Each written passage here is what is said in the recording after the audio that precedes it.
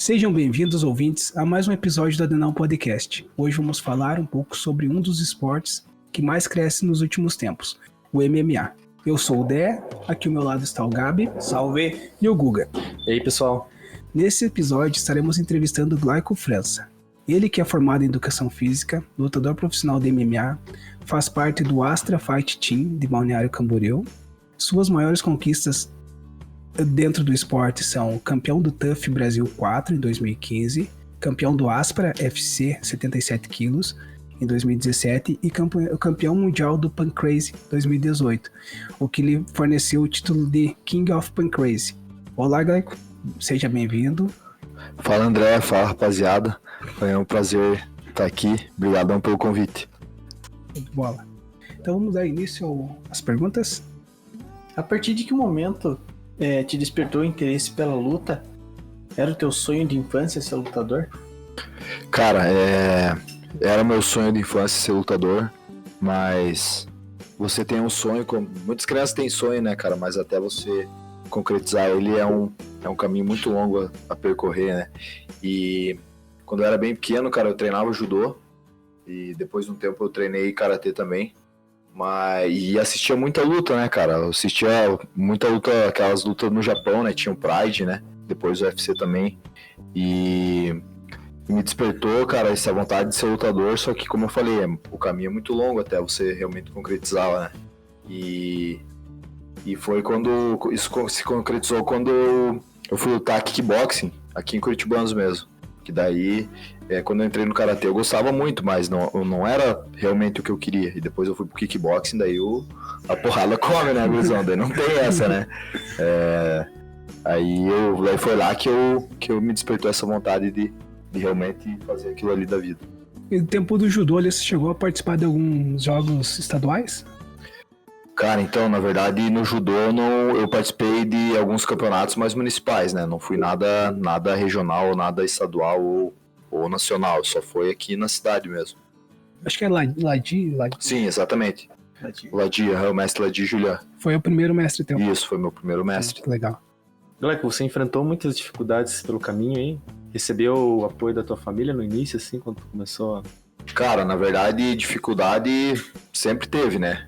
Mas eu acho que o principal é o cara ter em mente o foco e nunca desistir, né? Porque nada na vida é fácil, né? Principalmente quando o cara tem um sonho de chegar longe, é mais difícil ainda, né? Mas eu tive apoio da minha família sempre. Lógico, não vou mentir, no começo meu pai e minha mãe ficaram bem assustados. Porque eu sempre, a vida inteira, eu pratiquei vários esportes, né? Não só judô, eu joguei futsal já, natação, tênis de mesa, tênis de campo, era bem variado, mas, tipo, era bom porque o cara fica dentro do esporte aí, né? Daí o cara não ocupa a cabeça com coisas boas, né? E, como eu falei, a minha família sempre me apoiou, e daí quando foi em relação à luta, eles também me apoiaram, só que a mãe pensou, é um hobbyzinho, daqui a pouco passa, que nem os outros 412 atrás, né? E não foi bem assim com a luta, né? No começo o pai e a mãe ficaram tranquilos porque eles acharam que eu não ia seguir e depois a porra ficou séria, daí já sabe como é que é. Mas eles sempre me apoiaram, né, cara? Acho que é massa, meus pais são professores, eles sabem muito bem, né, cara, que acho que é legal, né, o cara tem que fazer da vida, né, o filho do cara tem que fazer o que ele quer, mas os meus pais sempre me apoiaram, não só meus pais, como minha família inteira, né. Muito importante, né, ter esse apoio inicial, né, que quando você vai pro, igual você falou que fez todos os esportes, quando chegou na luta, falou, não, é isso aí, e você ter, tanto nesse quanto nos outros, ter o apoio da família ajuda muito, né? Com certeza, cara, ajuda muito. Você usa algum amuleto da sorte, assim? Tem algum ritual, algum preparo que tu faz, assim, antes de entrar no ringue e começar uma luta?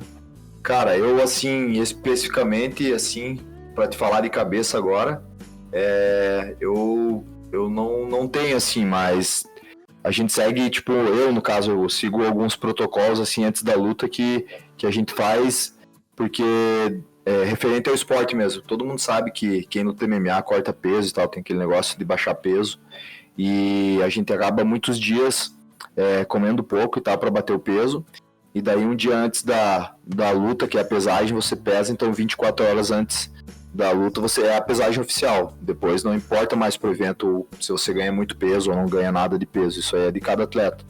Mas uma coisa que eu sempre gosto de fazer na manhã da luta, que pode ser que seja para mim um ritual, é acordar de manhã ali em jejum e fazer uma movimentação pelo menos uns 15, 20 minutos para dar aquela transpirada, porque você imagina, a gente fica vários dias comendo pouco, e daí no dia que antecede a luta, a gente come talvez mais calorias que a gente comeu a semana inteira, então a gente precisa dar essa suada, pode ser que seja esse é meu ritual. E também, cara, eu gosto de me dedicar ao máximo, né, procurar evoluir sempre nos treinos para chegar preparado bem para a luta, né? Eu tinha uma curiosidade em relação a essa perda de peso antes da pesagem, assim. Quantos quilos chega a perder, assim, fazendo essa dieta que é rigorosa, né? Cara, isso varia muito, André, de pessoa para pessoa, de atleta para atleta, né? E também uma coisa que faz muita diferença de atleta para atleta é a idade, né? Mas acredito que o pessoal basicamente 10 quilos, assim, perde. Lógico, não em poucos dias, né? Uhum. Em alguns dias, tipo, tem atletas que usam 3 semanas, atletas 2 semanas, só que desses 10 quilos o pessoal não perde todo esses 10 quilos, né? Perde de repente uns 6 na dieta, né? E daí uns 4 desidratando, né? Que daí tem alguns procedimentos que o pessoal faz, por exemplo, na semana da luta tomar mais água, daí vai diminuindo essa água e um dia antes de você bater o peso, você corta ela pela metade e depois você para de tomar. Aí você faz o procedimento de desidratação, que tem vários, né? Tem gente que treina com capa plástica para transpirar, tem gente que faz esteira, tem gente que gosta de bater manopla, enfim, tem uma infinidade de coisas que dá para fazer. Tem gente que faz sauna, alguns gostam de fazer banheira de quente, né, para transpirar. Enfim, o ideal é você tentar preservar ao máximo o teu corpo para não sentir na luta, né? Às vezes o pessoal acaba ficando muito desgastado no corte de peso e daí isso tem consequência negativa no desempenho na hora da luta, né? Mas basicamente é uns 10 quilos, cara. Cara, é bastante, né? Não, é forçado, cara. Eu sabia que era bastante, sim, tipo, mas não sabia que era tanto, sabe? Eles falaram, o cara teve que... o ovo, tinha uns que come bastante ovo, né? Então, André, na verdade, assim, ó, esse negócio da dieta é muito particular, depende do nutricionista, do endócrino ou do nutrólogo, enfim, do profissional que tá fazendo a dieta para aquele determinado atleta, né? Muita gente faz a facão, não tem profissional. Isso que é aí que mora o perigo, né? A galera tem que ter um profissional capacitado para saber, mas muitos lutadores já passaram por alguns bons profissionais e o cara acaba aprendendo muito. Tem outros lutadores que querem só fazer o jeito que o cara passa para escrever lá, o pessoal faz, e muitos nenhum nem outro fazem de qualquer jeito, o que é complicado, né, cara? Mas em relação à dieta, tem muita coisa que dá para fazer, não é só um alimento ou outro que vai ajudar, é vários alimentos e principalmente o que vai ajudar mais é a constância que você vai fazer aquele processo, né? Como tudo na vida, né, cara? O cara não ganha nada de um dia pro outro. O cara tem que todo dia remar um pouquinho pra conseguir chegar no objetivo, né? E se não chegar no peso, assim, tem alguma consequência? Você perde contrato ou somente a luta? Cara, então, normalmente tem consequência quando o atleta de MMA não bate o peso, só que daí vai depender, a penalidade dele vai depender do evento que ele luta. Se você for ver, vamos dar um exemplo aí, o UFC, que é o maior evento de MMA do mundo. E dá pra também dar o exemplo da PFL, que é um evento bem legal que eu lutei também. No UFC, se você não bater o peso, dependendo do quanto, é 20% da tua bolsa que você perde. Por exemplo, se o cara ganha 10 mil, você vai perder 2 mil, esses 2 mil vai pro teu adversário. Porque é ele que tá sendo prejudicado, ele é o primeiro prejudicado, né? Porque... a gente sabe que é ruim bater o peso, mas se é um peso ali que foi combinado, né? Você tem que bater, é o teu compromisso como atleta. Às vezes acontece alguma coisa, o cara fica doente e tal, pode acontecer não bater o peso, mas o teu oponente não tem nada a ver com isso, né? Então no UFC normalmente é 20%, se for muito peso, tipo assim, mais do que 300, 400 gramas, daí é 30%.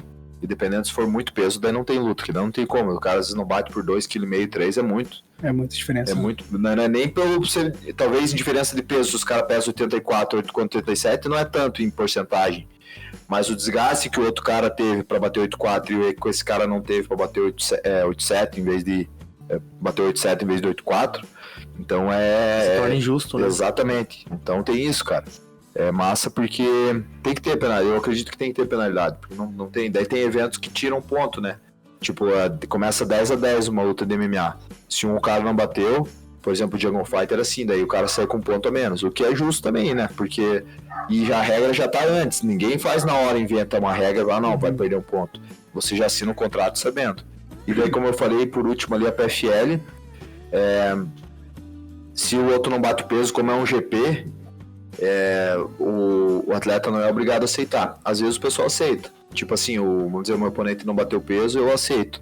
Às vezes pode acontecer que não. Daí se... Eu já vou pegar o gancho pra falar da PFL. A PFL é um evento que é bem grande nos Estados Unidos, passa na ESPN. E é um evento onde tem 12 atletas e eles disputam, os 8 melhores vão para os playoffs, que é as quartas de finais. Depois semi, depois a final.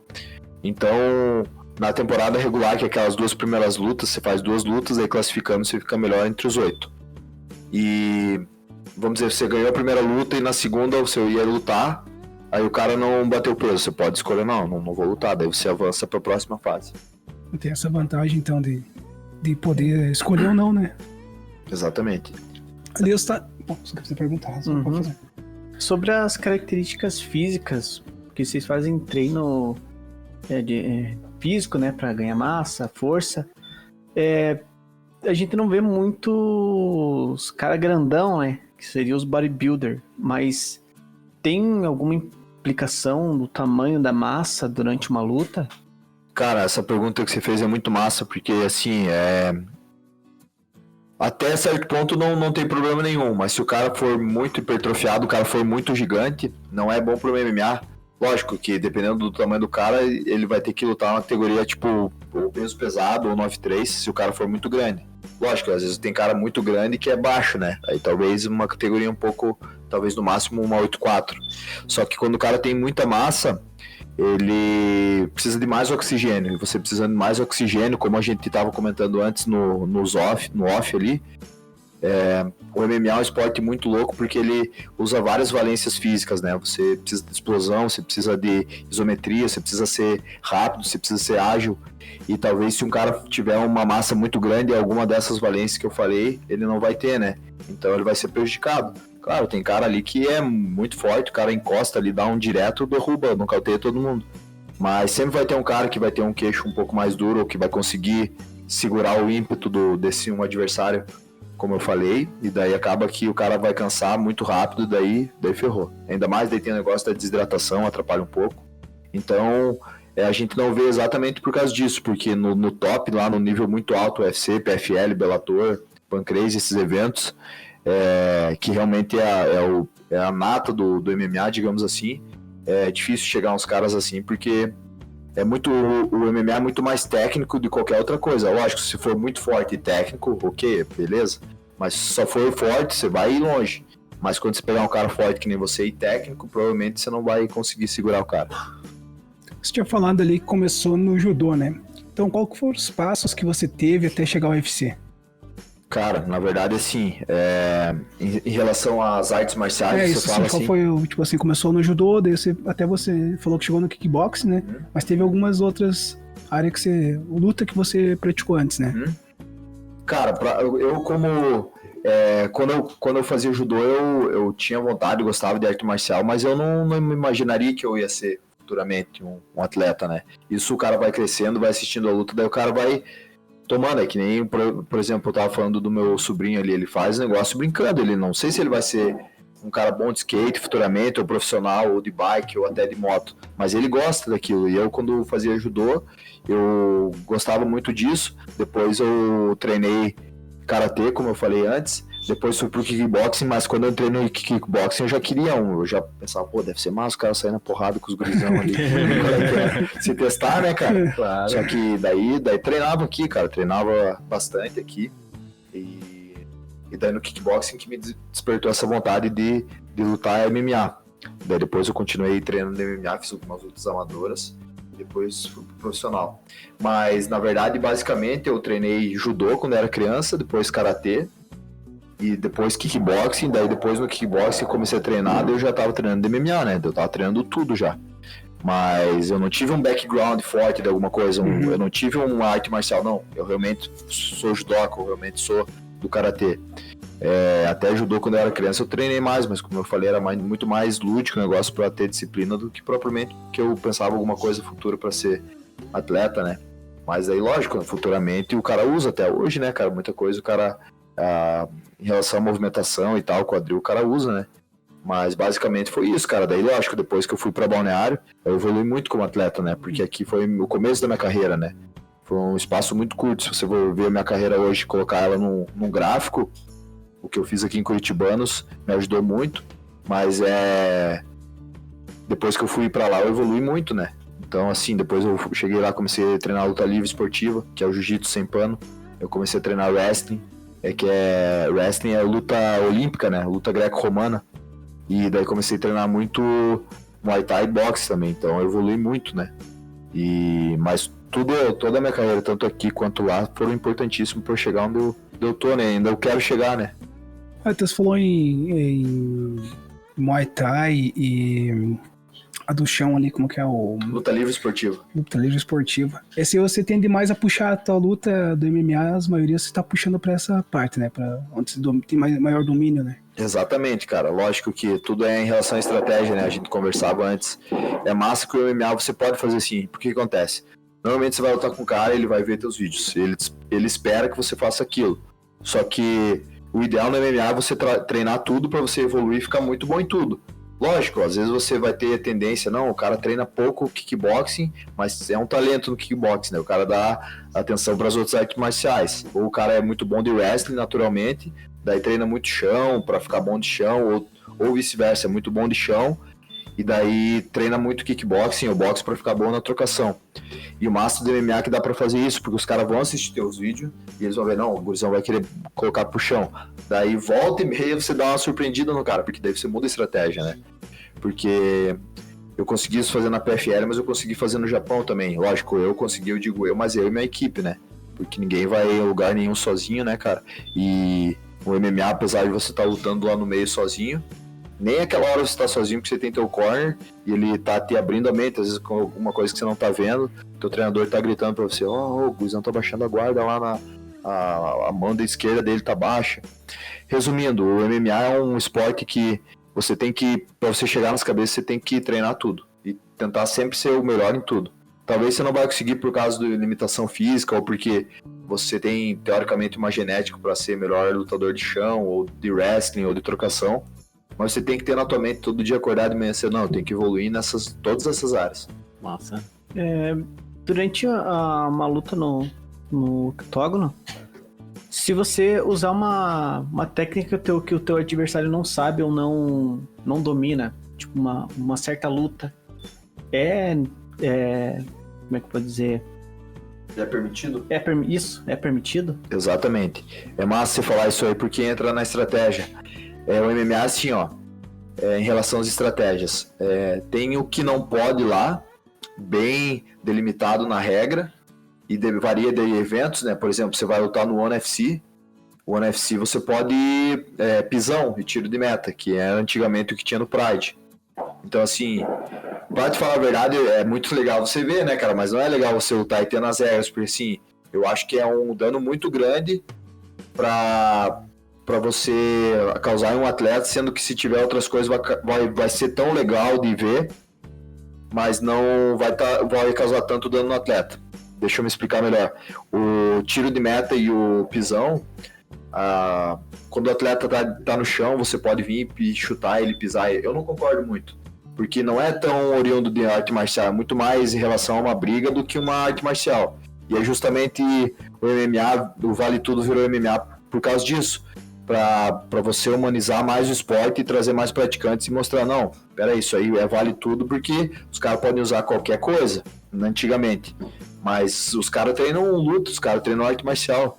Então, assim, voltando à tua pergunta, para eu não viajar muito na maionese aqui, dá para você usar. Se você for, por exemplo, às vezes você sabe uma cotovelada giratória muito massa, você pode usar em pé. Pode usar. Às vezes o teu adversário não vai conhecer, não vai saber.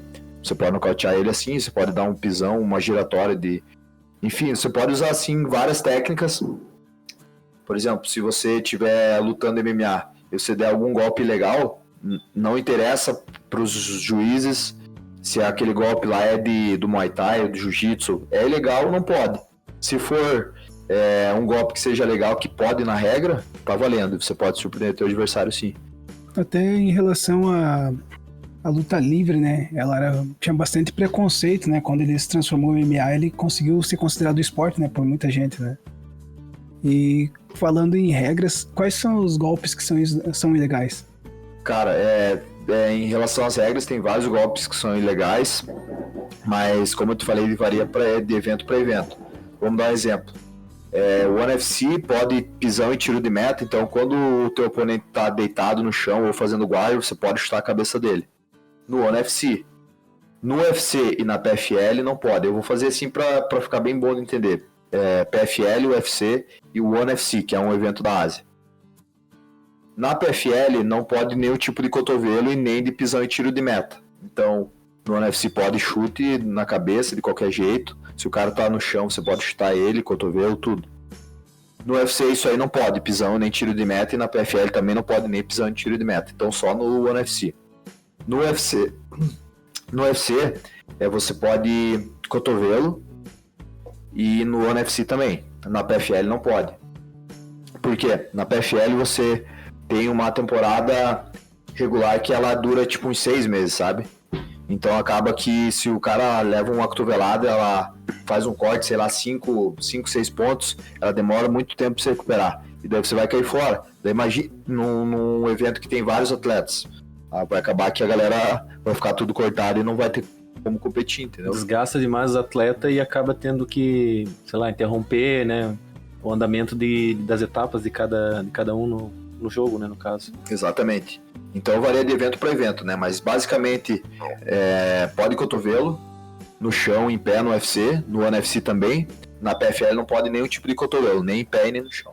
E se acaso você chegar a nocautear o teu adversário com um golpe ilegal? Então, na verdade, assim, a regra é bem clara em relação a isso. Mas se você nocautear teu adversário como um golpe ilegal, na grande maioria das vezes, se for aquele nocaute clássico, o cara pague, você vai perder a luta. Porque você desferiu um golpe ilegal e nocauteou o cara. Então, mesmo que ele volte, ele já vai estar sendo prejudicado, porque ele foi nocauteado. É muito mais fácil você dar qualquer golpe, pega nem tão cheio assim, ou talvez nem foi tão forte o golpe, mas por ele já ter sido nocauteado por um golpe ilegal, ele vai estar em desvantagem. Então a regra é bem clara: se o cara foi nocauteado por um golpe legal, já era. Daí o cara que deu o golpe legal, que desferiu o golpe legal, vai ser desclassificado. E daí é massa falar disso aí, cara, porque às vezes o cara leva um golpe legal, mas ele não é nocauteado. Daí depende do juiz. Às vezes o cara tá bem e fala, não, quero continuar e tal. Mas se nocauteou o cara, já era. Como é definido o adversário de cada combate?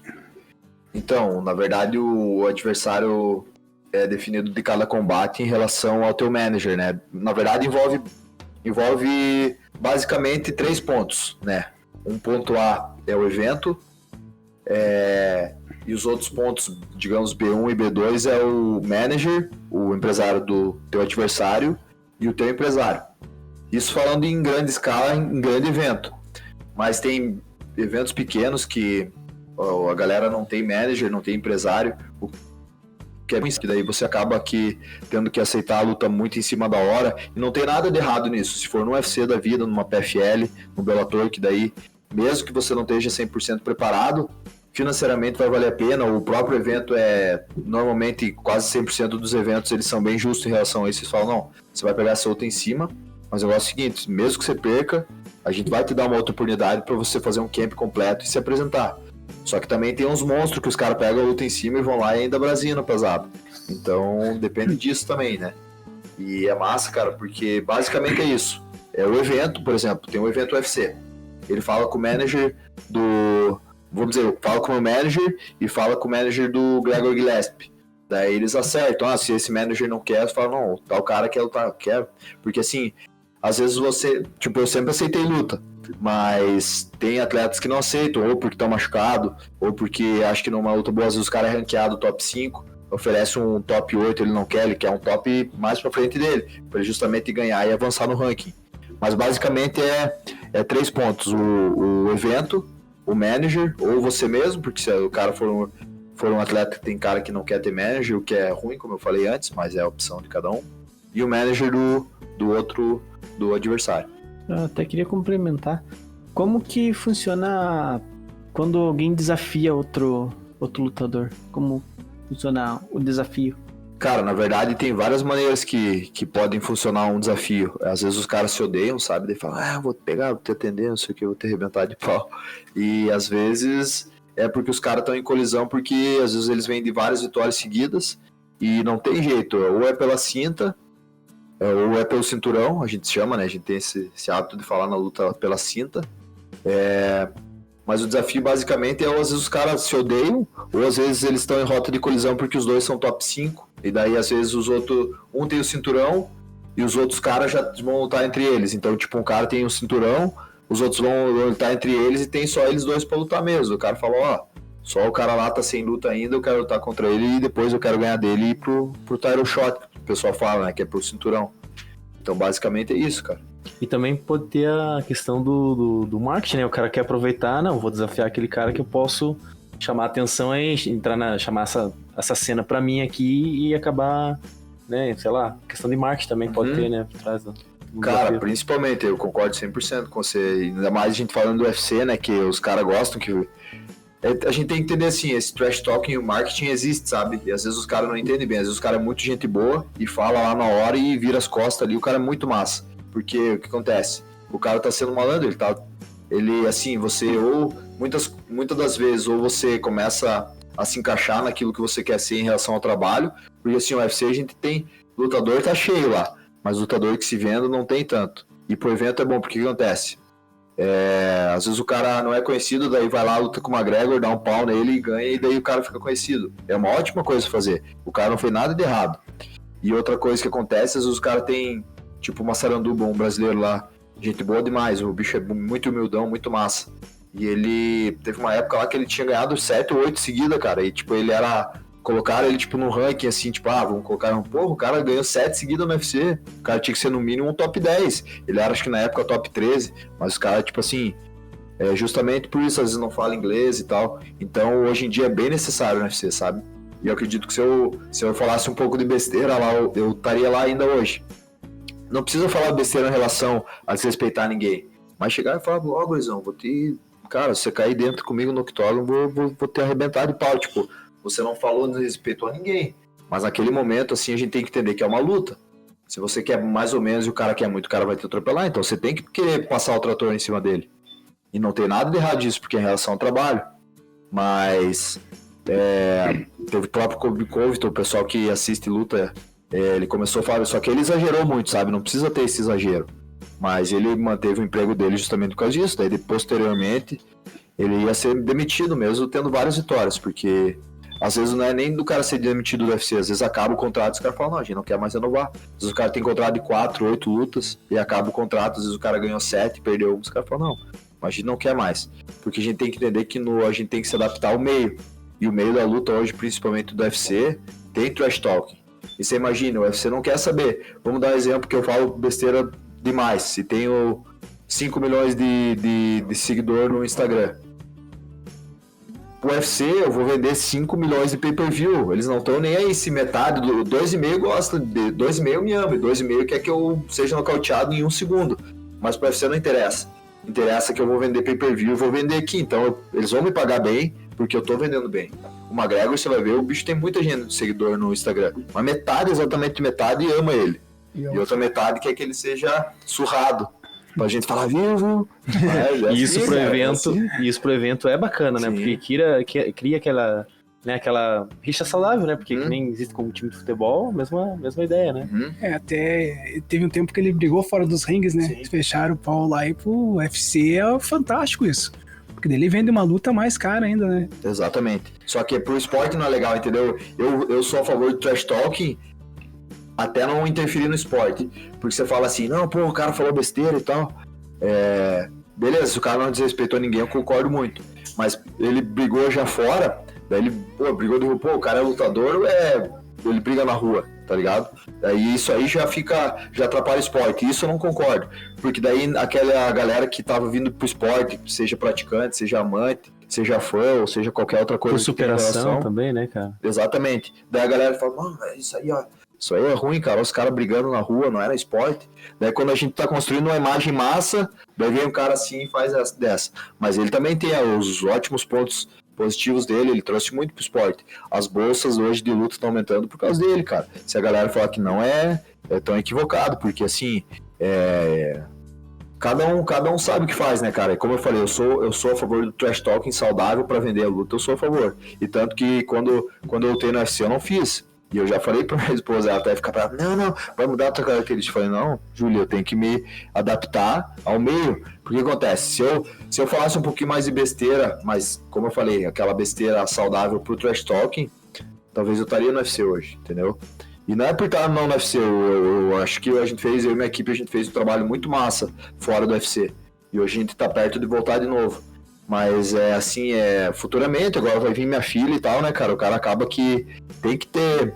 Você tem que entender assim, ó, que o cara que fala, o cara entra pra lutar no UFC, o cara ganha, vamos dizer, 10 mil. O cara que fala trash talking vende, o cara ganha tipo 10 vezes a mais do que isso.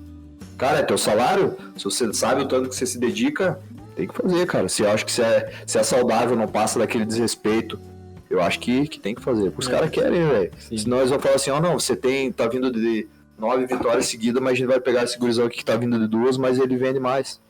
É o esporte, né? Até não, a gente vai entrar no assunto do TUF lá, mas teve, acho que até em relação à briga, né? Teve antes do episódio que você participou da temporada, teve uma briga entre, né, o Vanderlei Silva, acho que foi, e o Chael Sonnen, né? Teve. E no de vocês ali foi mais tranquilo. O nosso foi mais tranquilo, né, cara? Esse aí teve a briga e justamente o nosso veio pra mudar isso aí, né? O pessoal, até eu lembro nas entrevistas do TUF, os caras estavam procurando a galera, tipo assim, que dava muito mais ênfase à arte marcial ao respeito de qualquer outra coisa. E eu assim, cara, aquela vez eu fiquei muito chateado justamente por causa disso, né? Porque não tem que brigar, cara. Tem que eles eram os coach, né? Eles tinham que dar exemplo, né? Sim. Daí eles brigaram mais. Daí acontece, né, cara? Mas eu não curti muito aquela vez. Ô, Gleck, você tocou num assunto bem importante aí, cara, que me veio uma pergunta que é sobre o inglês, né, cara? A importância do cara ter que aprender a falar inglês, né? Saber inglês. O teu manager é um gringo? Não, ele é brasileiro, mas fala inglês. Ah, brasileiro fala inglês. Mas como foi teu processo aí? Você já sabia falar inglês? Ou como foi isso? Cara, em relação ao meu inglês, eu tenho que melhorar muito ainda, mas se você me largar hoje lá no meio dos Estados Unidos, eu de fome não passo, vou conseguir me comunicar, tudo. E é importantíssimo, cara, porque você imagina, um atleta de MMA, como que é visto? É como qualquer outro trabalho, né, cara? A gente sabe que trabalho não tem melhor nem pior, você escolhe o teu trabalho e não tem nada de errado nisso, né? A gente imagina como um currículo, né? O cara é bom de boxe, o cara é bom de wrestling, bom de luta livre, bom de jiu-jitsu, enfim, vamos dizer que tem 10 itens ali pro cara ser bom ou pelo menos dominar. O inglês, na minha visão, é um desses, cara, porque o UFC é americano, a PFL é americana, a Bellator é americana, então todos os maiores eventos do mundo são americanos, então você vai ter que saber falar, cara.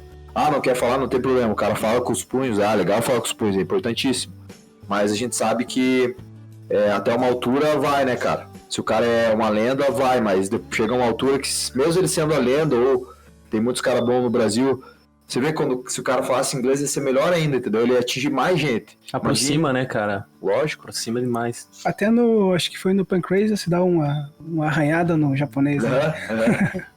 Foi massa, tipo. Esse aí foi em 2018, cara, em fevereiro. Era aniversário da minha avó. Daí eu falei tinha um amigo meu lá que é japonês, ele falava inglês, daí é que tá a importância também, porque eu me comunicava com inglês com meu amigo japonês. Se eu não falasse inglês, eu já não conseguia nem falar o japonês, porque foi um negócio decorado, eu fiquei lendo aquilo ali uns dias e decorei, daí eu falei, a pronúncia tá boa? Não, dá pra entender perfeitamente.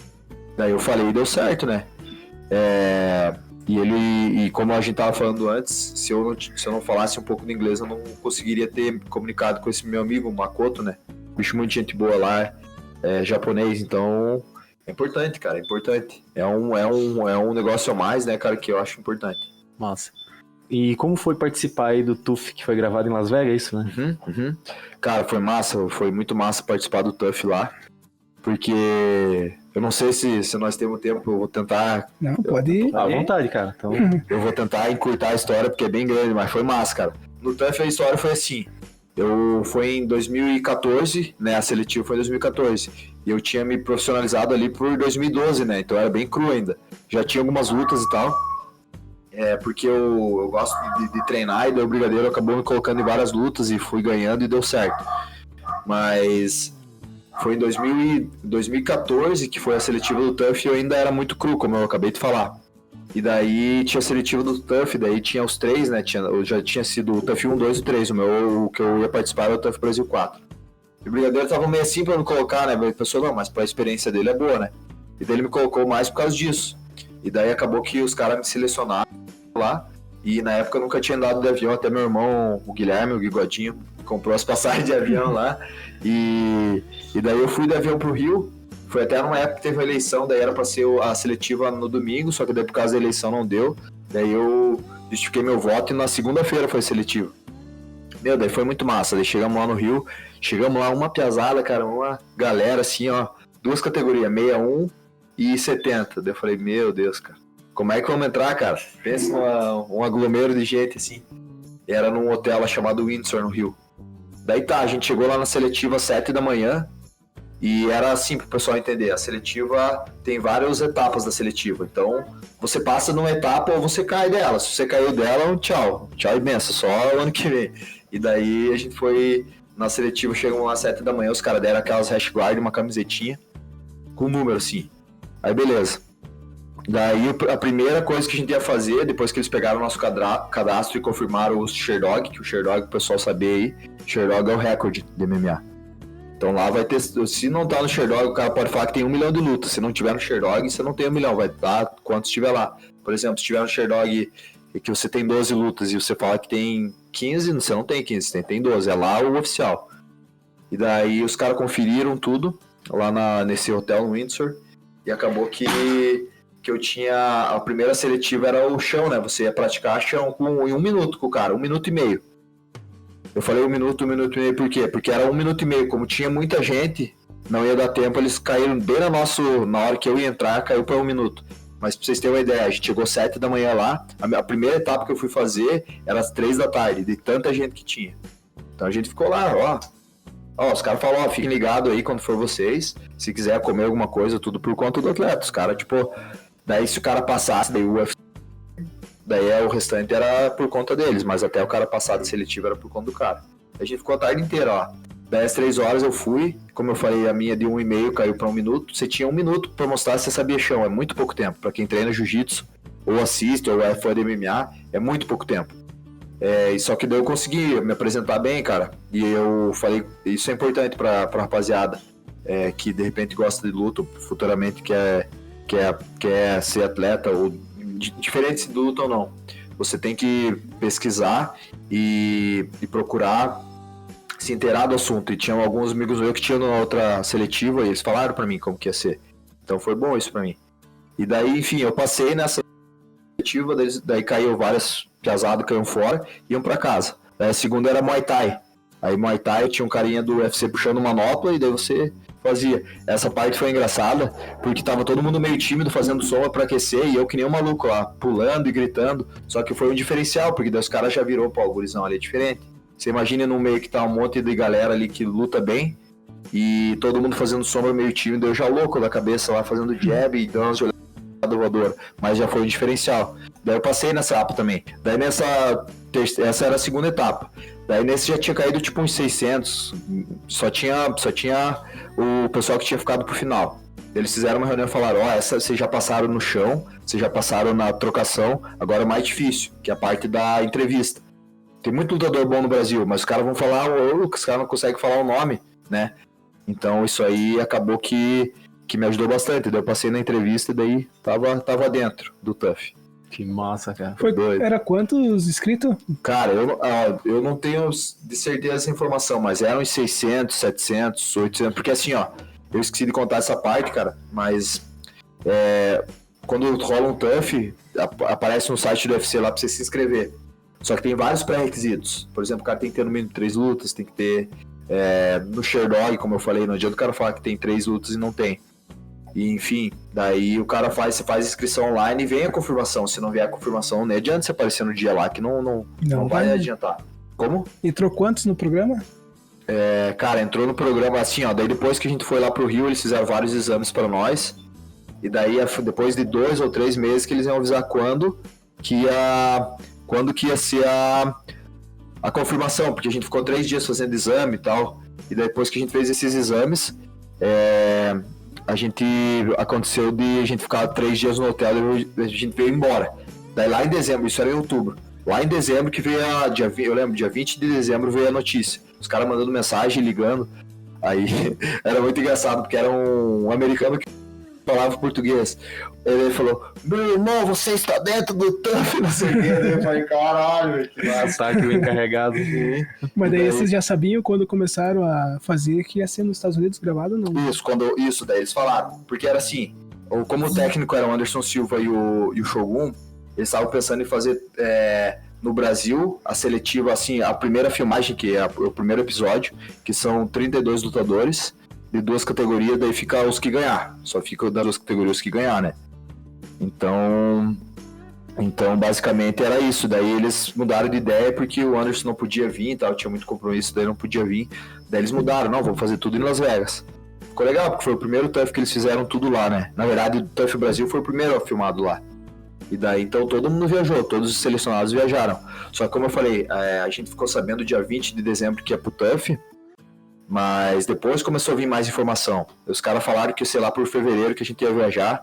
Daí, lá em janeiro, os caras começaram a mandar mensagem e a gente foi, na verdade, em janeiro. Daí, o UFC é massa por causa disso, a galera não sabe. Mas é muito bem organizado em relação a... Os caras falaram assim, não se preocupe com nada. A gente vai te mandar passagem, eles alugavam o hotel e... mandava passagem, só manda o teu passaporte, a gente mandava foto, foto 3x4, foto não sei o que, foto da tua identidade. E os caras fazem tudo, isso que é massa. E daí eu lembro que o Eric, o Índio Brabo, um amigo meu, a gente foi lá fazer o visto, né? Pra São Paulo, tipo, era final do ano, era dia 30 ou dia 31. E a gente tava lá fazendo visto. Então foi uma experiência muito massa.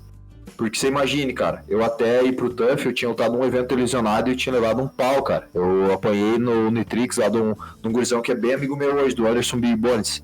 Então eu tinha lutado uma luta televisionada e tinha apanhado. Então o pessoal não me conhecia. E daí quando os caras me colocaram no TUF, colocaram com uma pedreira lá, com o gurizão que era pra ganhar, Então assim, eu era o azarão total, assim. E ele treinava com o Anderson Silva, é Raúcho o nome dele, bem gente boa, gurizão. Depois eu conheci mais sobre ele e tal, hoje converso com ele também. Mas eu era pra ser um azarão, cara. E daí foi tudo acontecendo já do jeito que a pesada viu ali. Foi a experiência. Cara, se eu pudesse ver de novo aquilo lá, mas não pensava 2 vezes. E agora? Que massa. E teve algum fato inusitado lá que tu viveu lá, estando nos Estados Unidos? Cara, teve um fato bem legal que eu acho que vale a pena eu contar. Porque o pessoal que gosta de luta, e mesmo quem não gosta, eu vou contar um caos. Eu e o Queijinho. O Queijinho é o Nicolas. Por que eu quero contar? Porque agora ele assinou com o UFC, né? Porque na época ele não tinha assinado, porque daí eu tinha lutado contra ele, né? E depois a gente ficou muito amigo. A gente já era amigo antes, né? Por causa do TUF e tal. Mas depois acabou fortalecendo mais ainda a nossa amizade. E eu quero contar esse caos porque ele assinou com o UFC agora. Tem um... O pessoal que gosta de luta sabe, tem toda terça-feira um reality show que passa no Combate, que o nome é Contender Series. E aparece vários brasileiros. Então, assim, o Contender é um evento de MMA do UFC, que se chama Dana White Contender Series, onde tem 10 atletas, 5 lutas. Os caras que ganharem lutar bem, o UFC quiser contratar, ele contrata, entendeu? Então, se os 5 ganharam e lutaram bem, eles contratam 5. Se todo mundo lutou mais ou menos, ganhou, mas não contratam ninguém, não são obrigados a contratar. E o Queijinho lutou agora. E foi quase me matou o coração, porque ele lutou muito bem. Ele quase nocauteou o cara várias vezes. O cara tinha um queixo muito duro. E foi um lutão que eles fizeram, mas ele dominou. E daí, até uma hora no segundo round, ele bateu bastante no cara e saiu. E daí até o Dana White achou estranho depois. Por que ele não nocauteou o cara? Porque o cara não caiu, parecia que o Queijinho tava dó, tanto bateu no cara. E daí, enfim, pra não me estender muito, o Queijinho ganhou a luta e daí na hora do Dana White falado, cara, ele ficou falando um monte mais do que eu tô falando agora aqui. E daí ele deu o contrato pra ele. Só que normalmente os caras dão mais o contrato pra quem nocauteia, mas ele teve uma performance muito boa. E o Piazan é agressivo. E daí, enfim, daí agora que eu vou começar a história. A história minha e dele foi massa, porque daí acabou o show lá e daí tinha só a final. Porque o TUF é até a semifinal. Aí a final acontece no UFC, né? O pessoal sabe disso. E daí teve a festa da confraternização lá. Então, assim, a gente tava numa casa em Las Vegas, que é do UFC. E a gente ficou lá, e, vários dias fazendo dieta e tal. Eu era o que mais me ferrava pra bater o peso. Imagina, eu tava até 70. E daí eu tenho a altura que eu tenho hoje. E daí acabou a semifinal. Cara, eu engordei muito. Tipo, de um dia pro... Na quinta-feira eu pesei, daí eu lutei na sexta com o Neto. E daí no sábado a gente saiu da casa. Cara, da quinta-feira eu pesei 70 quilos. No sábado, lá no hotel, a gente foi pesar, cara. Eu já tava pesando tipo uns 83 quilos, assim, cara. A cara já tava inchada, assim. E daí a gente já sabia quem que era as duas finais, o Reginaldo e o Dileno, e eu contra o Fernando Bruno. E daí, cara, a gente foi pro hotel, o queijinho no Palace Station do hotel do UFC. E daí tem aquelas maquininhas que agora tem mais no Brasil, mas antes não tinha muito. E pelo menos aonde eu sempre passava, e aqui em Curitiba também não tinha, né, cara? E daí aconteceu que a gente comeu demais, cara. Eu e ele passamos mal de tanto comer chocolate, cara. Porque é engraçado, porque você imagina, comer chocolate, um negócio comum, talvez comum para um cara que não é atleta, né, cara? Porque eu fiquei 5 meses de dieta. Então eu tava só naquela, não, quando der, porque daí, quando passa a semifinal, depois de uns 5, 6 meses só a final. Então você pode engordar um pouquinho, depois você faz dieta e cai teu peso de novo, né? E, cara, eu fiquei tão na fissura de comer besteira que cheguei a passar mal, cara. Tanto que comi o queijinho igual, né? O bicho não precisava nem convidar duas vezes. Você comeu aquele chocolate da maquininha e tal? Não, vamos lá ver qual é que é. Daí tinha uns sneakers diferentes, sabor louco lá. E nós aqui, né, cara? Pra cima. Mas foi massa, cara. Ali na convivência no TUF ali com, tipo, Anderson Silva, né? Como que é você olhar o cara na TV e de repente ele tá ali te instruindo na mesma casa que vocês? Cara, eu fiquei muito feliz, né? Porque não só o Anderson Silva, o Shogun, o Demian Maia, os irmãos Nogueira, né? O Minotauro e o Minotauro. Eu fiquei muito feliz, cara, porque os bichos são muito humildes, muito massa. E na verdade não tem por que o cara ser diferente, mas o cara imagina, né? Você pensa, pô, será que os caras são gente boa? E os caras muito massa. E eu depois fui pro lado do Shogun, né? Pro vermelho, né? Porque, assim, chegam os atletas do UFC lá, e daí os caras escolhem na primeira luta, né? Digamos, tem 16 atletas de cada categoria. Os melhores 8, ou seja, os 8 que ganhar de cada categoria entram na casa. Então, assim, daí quando é as primeiras lutas, já tá os técnicos dos dois lados, o Anderson Silva e o Shogun. Daí os caras escolhem, por exemplo, o gurizão lá lutou bem, eu quero ele pro meu time. Daí eles começam a arriscar, fazer uma lista de quem eles querem pro time deles. Só que daí é um de cada vez, né? Tipo, o Anderson escolhia um, daí o Shogun escolhia outro. E daí até foi estranho na época que tava conversando com o professor Eduardo, o André treinava e era bem amigo do Anderson. O André é um gurizão lá do TUF. E o Anderson escolheu ele por primeiro. Então, assim, daí depois sobrou pro Shogun e daí foi indo, sabe? E daí foi o time que se formou. Então eles escolhiam primeiro um peso leve, depois outro peso leve, daí indo assim, intercalando. E foi uma experiência muito massa, cara, porque os bichos são lenda, né, cara? Todos esses que eu falei são lenda do esporte. E você poder aprender com eles ali, cara, sendo que você assistia os caras na TV e tava junto ali, aprendendo da fonte ali, bebendo da fonte, experiência muito massa, cara. A final foi no Rio de Janeiro aqui, né, contra o Fernando Açougueiro. E como foi a preparação para essa luta, já que foi um tempo depois das gravações até a semifinal? Cara, a preparação para a luta foi muito boa. Depois que a gente veio ali pro dia 2, 3 de março, a gente saiu dos Estados Unidos e veio pro Brasil, e a final era só dia 1º de agosto. Na verdade era para ser um pouquinho antes, era para ser ali por junho ou julho, eu não me recordo a data, só que daí deu problema no visto de algumas gurizadas e ia muito brasileiro lutar, que tava morando aqui no Brasil, porque era o final do TUF Brasil, óbvio, né, que ia ter muito brasileiro. E daí eles jogaram pro UFC 190. Para nós, como atleta, foi melhor, porque na época a Ronda Rousey era a maior estrela de luta, né, cara? Então a gente lutou no mesmo card que ela. Daí na época a Beth Correia brasileira e ela eram invictas, né? Então ia ser uma luta gigantesca. E os caras jogaram nós no card principal duas lutas antes dela só. 3 a do 61, né? Então eles colocaram a final do TUF 61 3 lutas antes da principal. e 4 lutantes da principal e nós 3. Então, tipo assim, era eu e o Fernando, depois já lutava o Shogun e o Minotouro, e depois a Ronda Rousey e a Beth. Então foi muito massa, cara. A preparação da luta foi massa. A hora que eu voltei, assim, o brigadeiro falou assim, ó, filho, fica 2 semanas sem fazer nada. Então foi doido, porque eu já queria mesmo comer bastante, e daí ele falou, não, mas não treina, né? Sem academia, não vai correr, eu sei que você vai querer, não vai correr, não vai pular corda, não vai fazer sombra, nada. Não vai treinar jiu-jitsu lá em Curitiba, não vai nada. Ele falou assim, Fica de boa. fica de boa. E daí eu segui, né, cara? Fiquei 2 semanas.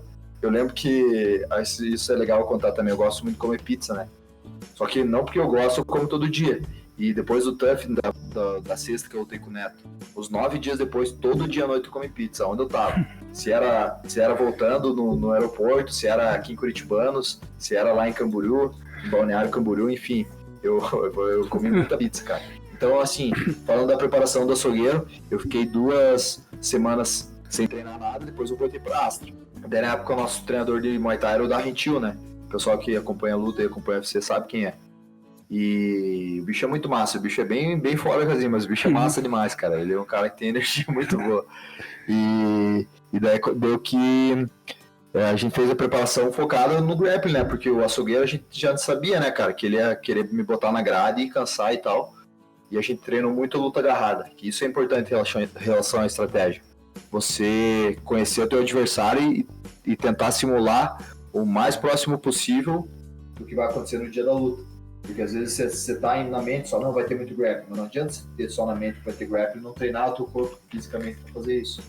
E foi uma preparação muito massa, cara. Eu fiquei voando, cara, tava voando baixo. Foi uma luta bem dura, né? Teve bastante grappling. Às vezes as pessoas não apreciam muito grappling, mas se você fazer jiu-jitsu, fazer wrestling ou luta livre esportiva, e depois você ia assistir a mesma luta e não, você olha, cara, achei que não era nada, mas o gasto de energia é imenso, a técnica é imensa, então foi uma luta bem massa, cara. E você teve uma lesão, né? Numa luta delas lá no TUF, né?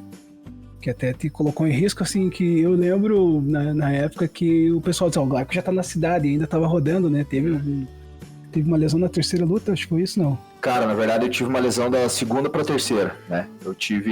Na verdade foram 2, né? Eu tive uma lesão no braço lá treinando lá, mas como eu tava muito bem treinado, não interferiu muito, e eu tava com uma lesão no joelho direito também. Mas como o TUF é gravado, a gente terminou de gravar em março, e ele foi ao ar, acho que dia 25 de abril foi ao ar. Então a gente já tava, quando começou a época do TUF, já tava tudo filmado. Então foi engraçado na época que eu falava pro meu pai, né? Meu pai, eu puxei dele, né? Eu gosto de conversar e tal. E o bicho é muito massa. Só que ele gosta de falar, né? E não podia, né, cara? E às vezes ele soltava, né, cara? E aí antes quando eu fui, eu vi a confirmação que eu ia pro TUF. Eu falei, pai não pode falar, não, tem uma festa, não vou falar pra ninguém. E cada cidade já sabia, né? Cara. Mas foi massa, cara. Foi muito massa. E você daí foi lutar aí no Rio de Janeiro, o cara era de lá do Rio de Janeiro. E você teve bastante apoio do pessoal daqui? Cara, esse dia do UFC 190 foi um dia muito legal, cara, porque era um sonho mesmo, né, lutar no UFC. E era no Rio, né, o açougueiro era do Rio também, pra ele foi bom que foi pra lá também. Mas pra mim não interfere, cara, eu confio muito mais no meu trabalho e dos meus treinadores, da minha equipe em geral. Cara, você pode lutar no quintal da tua casa, se você não estiver bem preparado fisicamente, tecnicamente, psicologicamente, não faz milagre, né? A preparação é que vai te deixar preparado pra luta. Então, pra mim, não interfere se eu tô... Claro que é massa lutar no Brasil contra um gringo, dos caras, vai morrer, é muito massa, cara.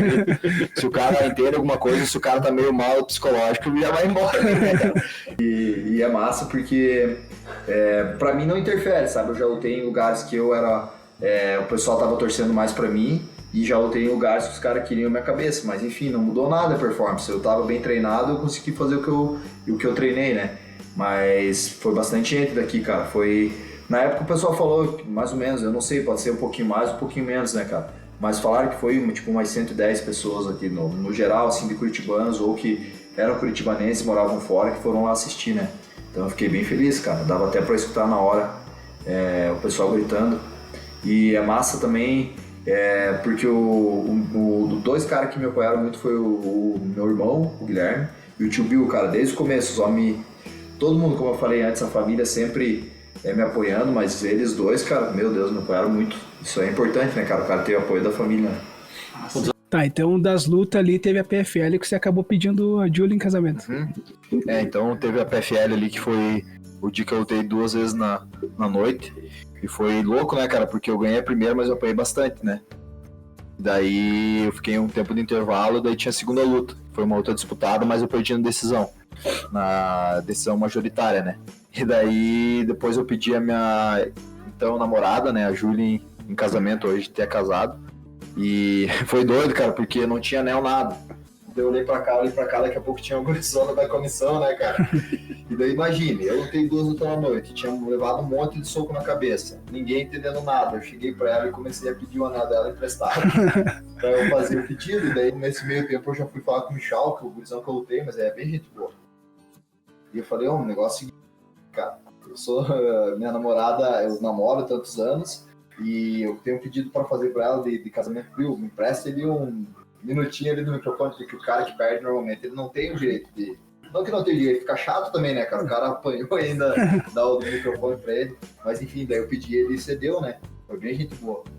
E daí nesse meio tempo, eu falando com a moça da comissão, pro pessoal entender assim, ó, todos os do UFC e PFL, tem uma comissão que lida. Assim, você não vai sozinho no banheiro quando vai ficar uma pessoa ali com você. Você vai para os locais, pode ver, perceba agora quando você vai assistir o UFC, tem os caras correndo ali e tal, entrando, sempre tem 1 ou 2 caras do lado, que é o cara que fica com você o tempo inteiro. E daí na hora da luta tem mais gente lá em cima no octógono. Eu pedi pra uma mulher ali, porque eu não tinha anel, eu cheguei a pedir pra ela assim, em inglês, né, pra ela me emprestar o anel, e ela não entendia muito. Daí eu falei, tio, não tem um anel ainda. Não, como é que eu vou ter anel? Porque o Uber, meu treinador, se ele tinha um anel, ele falou que não também. Daí a moça não entendeu, daí eu pedi pra ele, peço pra ela me emprestar o anel dela, só pra fazer o pedido, daí deu certo. Pode ver na hora ali, não sei se chegaram a ver, tem no vídeo, era um anel doido, assim, grosso. Não era esse aqui, não era uma aliança, né? Mas enfim, pra fazer o pedido deu certo. Aí eu pedi, ela também aceitou, aí estamos casados agora. Mas tinha que ter o símbolo, né? O anel ali pra poder... Exatamente, né, cara? Senão ninguém ia entender nada, né? E foi massa esse dia, porque lógico, não era por causa disso, mas daí a ESPN repostou e tal. E os caras eles pediram pra mandar um vídeo quando eu chegasse no Brasil, encontrando ela. Daí eu fiz, né? Daí eu já tava com outro anel, mais um anel melhor pra ocasião, né? E daí eu mandei pros caras, os caras colocaram na ESPN, foi bem bacana. Não, foi criativo, hein? Criativo. Eu acho que dessa luta aí de atrás de um anel foi a mais difícil que você enfrentou, né? Foi. O pedido mais nervoso também, né, cara? Pedido beleza ali mais ou menos, aí tá. Glaico, existe ainda muito preconceito com a prática esportiva de luta do MMA, mas como foi a sua recepção de volta para casa?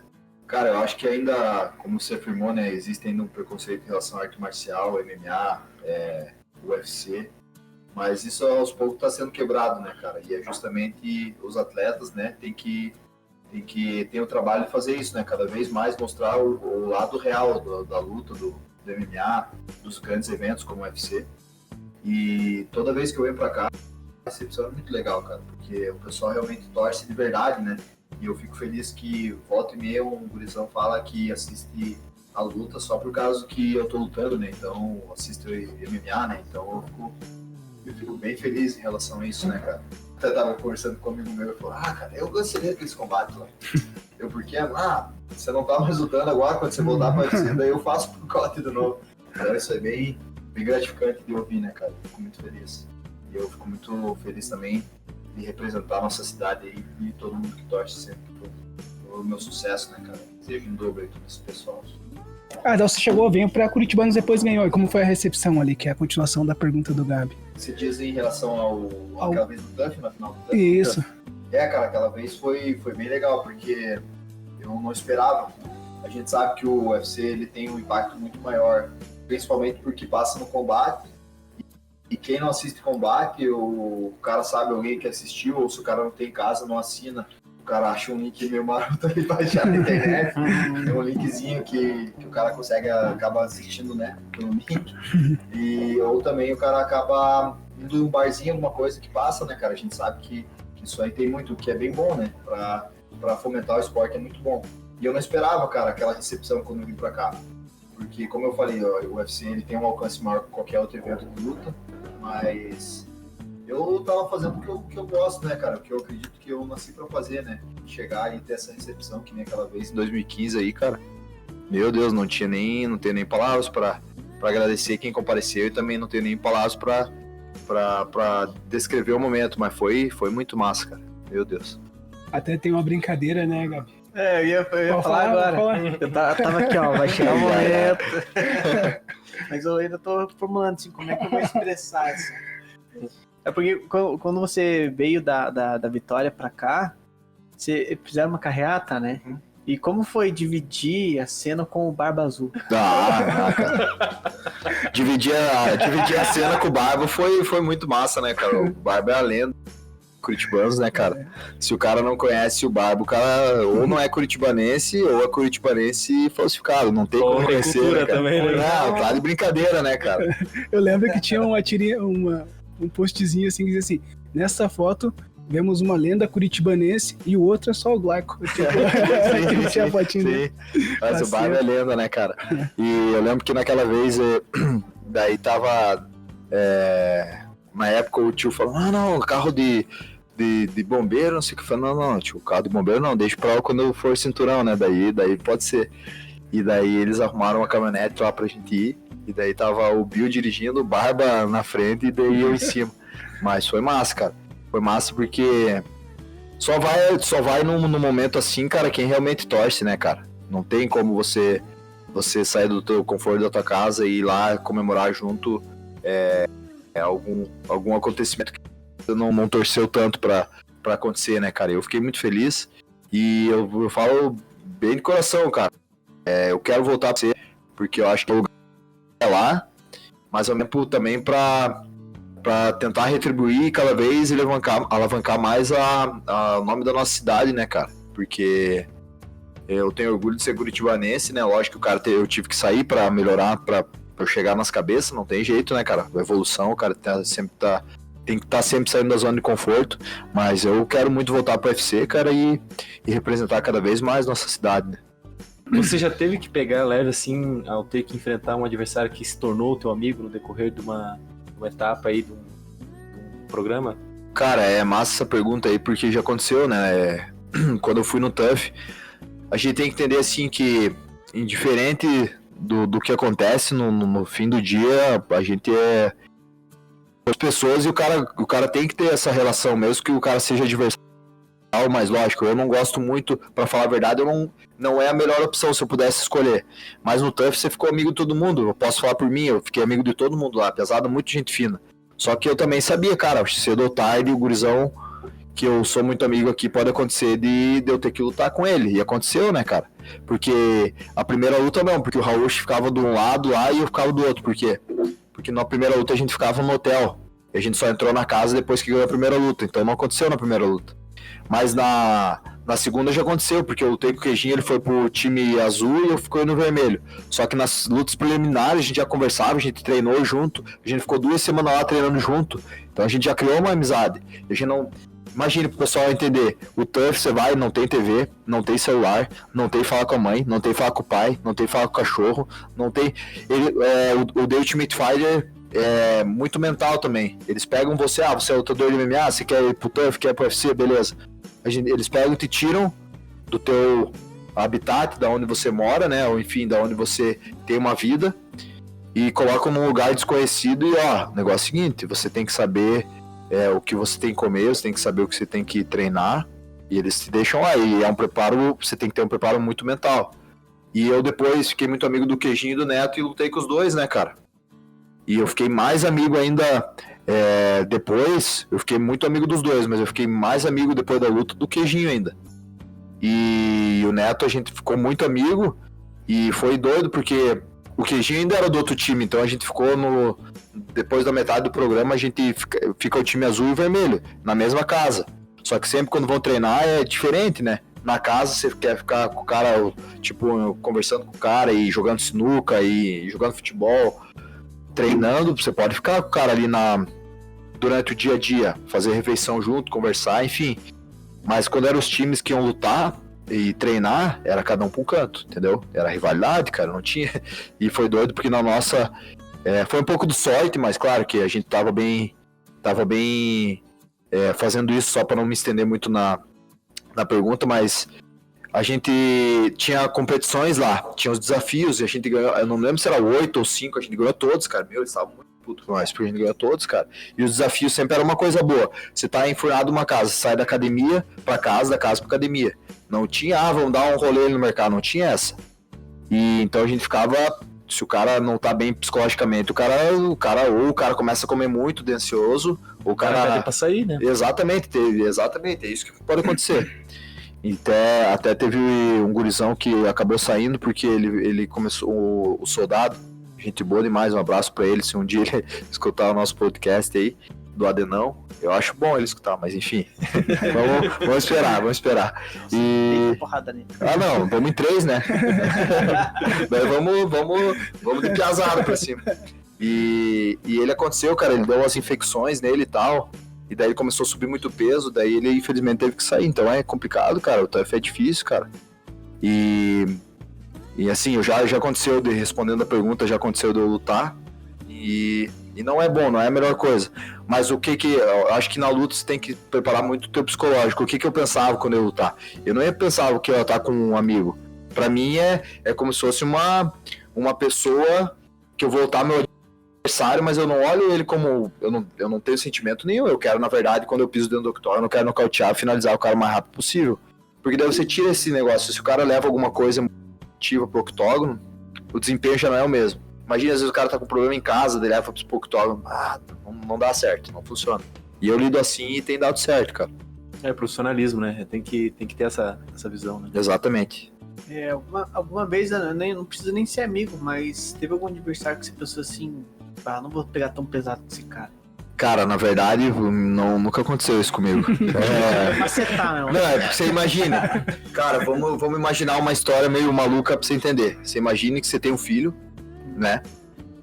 E que você vai lutar. Olha que loucura, mas às vezes eu penso assim, você tem um filho. E se você não ganhar do cara, você não vai conseguir mais ter o teu filho de volta. Entendeu? Então é uma história meio louca, mas pra mim dá muito certo. A hora que eu vou pisar no octógono, eu penso que o cara fez alguma coisa de mal pra alguém da minha família. E eu quero pegar o cara, quero moer o cara, pau. E tem que ser, cara, porque você imagina, se você entrar meio com calma, e não digo nem com calma, porque assim, na luta tem muitas coisas, né, cara? Envolve muita coisa na luta. Mas se você entrar meio com dó do cara, alguma coisa, cara, e o cara não entrar, normalmente é aqueles caras que começa a luta, você é nocauteado em 10 segundos. Você entrou dormindo ou meio com dó, o cara queria entrar pra te moer em 2. Então o cara vai querer isso, entendeu? Toda vez que você pensa, será que eu vou meio de leve? Não pense assim que o outro cara não vai estar pensando. No primeiro jab, você já vai ver que o gurizão quer te passar o trator por cima, é mais ou menos isso, cara. E acho que nem deve, sabe? Num esporte tão contundente que nem o meu, você pode de repente pensar assim, cara, eu tô batendo mais, que nem eu dei exemplo do Queijinho, de ser meu amigo meu, que eu lutei e ele lutou agora no Contender Series, depois ele conseguiu contato com o UFC. Cara, ele bateu muito no cara. Eles vinham pra trocar, sempre ele dava um golpe, um direto, um cruzado forte. Eu tinha com o nariz quebrado, cara, sangrando, tudo moído. Numa hora assim, ele chegou a ir pra trás, o Queijinho batendo, ele saiu assim, deu uma respirada, deu um giro no octógono. E o Tio duro também, cara. E não caía, cara. Parecia um zumbi. E qual foi a emoção de ser o primeiro catarinense a ser campeão do TUF? O que esse título aí representa pra você na tua carreira? Cara, ser o primeiro catarinense a ser campeão do TUF foi uma felicidade muito grande, porque eu já falei em outras oportunidades, eu queria ser lutador do UFC, mas entrar pelo TUF, sabe? Porque, cara, a experiência que eu adquiri lá, ninguém mais tira. E é uma experiência que você cresce muito, porque você fica 60 dias, mais ou menos, né? Depende do TUF. Mas basicamente é 2 meses que você fica longe de tudo do que você vive. Vamos dizer, o cara mora diferente, você mora em Balneário, Curitibano, os caras treinam num lugar, você mora em um lugar, você tem tua rede de amigos, você tem teu pessoal, você quer ir tomar um café, você vai tomar um café, você quer acordar cedo, correr, você vai, e os caras te tiram da tua rotina, da tua vida e te colocam numa casa com mais outros gurizão que quem for ganhando vai ficando e os outros vão ficando pra trás e você tá disputando ali um GP, né, cara? Pra chegar no maior evento do mundo. Então é bem louco, cara, mas foi uma experiência muito massa. Mas quem ia caindo fora lá do TUF, ele ia vindo embora, então? Não, então aí que tá. Você cai fora da competição, mas o ideal é você estar sempre ativo, porque às vezes machuca um ou outro que foi pra frente, daí eles têm que repor, e é um dos caras que tá na casa. Então, assim, é massa você tocar nesse assunto, porque o TUF os caras têm muito, e hoje em dia, como tem muito negócio de mídia social e tal, vaza muita coisa, e eles não querem que vaze nada, eles querem passar um programa, que graça tem ver um programa que você já sabe o resultado. Então foi massa você tocar nesse assunto, cara, porque luta lá os 32, daí 16 entram na casa, 8 de cada categoria. Só que os outros 16, a gente queria dar um abraço nos caras e tal, falar, pô, não sei o que. E não deu, cara. Eles dividiram o grupo ali, acabou todas as lutas. Foram 16 lutas no mesmo dia. Daí, tipo assim, você ficava lá, aquecia, ó, daqui a pouco é da luta. Daí você tinha lá, e daí isso na primeira luta. Daí acabou as lutas, ganharam pra um lado, que perderam pro outro, tchau e benção. Mandaram os caras, tipo, a gente foi pra outro lugar, e os caras não deu nem pra nós dar um abraço na pesada. E daí... E não tem, cara, é assim, eles não querem que vaze, né? E daí, o que você tinha comentado antes mesmo? Então, se quem saía, quando é eliminado no programa, já ia vindo... Isso, e daí, desses 32 da primeira luta, ficava só 16, os outros 16 voltavam embora. Daí, desses 16 que ficavam, quando eles perdiam as lutas já dentro da casa, não saíam, só até o final do programa eles ficavam. Era um contrato até acabar o programa. Então. Exatamente, era um contrato até acabar o programa, e aconteceu o soldado, infelizmente, ele teve que sair do programa, como eu comentei antes. Daí o Reginaldo, que lutou primeiro com o Mateuzinho, tinha perdido, mas continuou focado e treinando. Daí teve que sair no time vermelho e entrou um de reposição do time azul que já tinha perdido uma luta anterior. Então deu uma segunda chance. Exatamente, teve uma segunda chance.